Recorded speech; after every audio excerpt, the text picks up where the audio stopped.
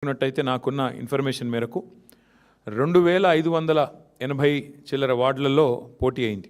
మొత్తం 117 మున్సిపాలిటీలు కార్పొరేషన్ కలిపి 2580+ వార్డ్స్లో మరి ఎన్నిక జరిగితే బీఆర్ఎస్ నాకున్న ఈ నిమిషానికి ఉన్న రిపోర్ట్ ప్రకారం దాదాపు 730 దాకా మాకు ఇప్పటికే ఫలితాలు వచ్చినాయి. ఇంకొక 10-15 పెరిగితే పెరగవచ్చు. ఓవరాల్గా 740-750 దాకా వస్తాయి వార్డులు అనేది మా అంచనా.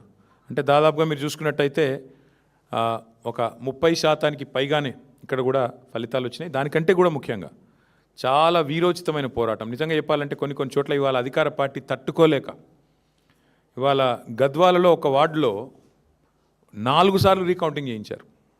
అంటే కాంగ్రెస్ గెలిచేదాకా రీకౌంటింగ్ చేసి ఆఖరికి ఒక ఓటుతో గెలిచిందని చెప్పి అధికారులను అడ్డం పెట్టుకొని గద్వాలలో ఒక వార్డు నెగ్గే ప్రయత్నం చేసినారు. వర్ధనపేటలో ఈ నిమిషానికి మనం ఇక్కడ మాట్లాడుతున్నాం, అక్కడ ధర్నా నడుస్తుంది. మా కౌన్సిలర్లను ఎత్తుకొని పోయి గెలిచిన కాడ రీకౌంటింగ్ 4 సార్లు చేసి అక్కడ కూడా ఇదే ప్రయత్నం. చౌటుప్పల్లో ఇదే రకమైన ప్రయత్నం. అంటే అధికారులను, అధికార యంత్రాంగాన్ని, అధికార బలాన్ని అడ్డం పెట్టుకొని గెలిచినమా అంటే గెలిచినాం అనిపించుకోవడానికి సాంకేతికంగా నానా తంటాలు కాంగ్రెస్ పార్టీ పడతా ఉన్నది. అయినప్పటికీ నాకున్న ఇన్ఫర్మేషన్ ప్రకారం మొత్తం 117 మొత్తం పట్టణాల్లో జరిగిన ఈ ఎన్నికల్లో మాకు ప్రత్యక్షంగా డైరెక్ట్గానే అంటే ఎవరి అవసరం లేకుండా నేరుగా దాదాపు 15 నుంచి 16 నేరుగా గెలుస్తున్నాము.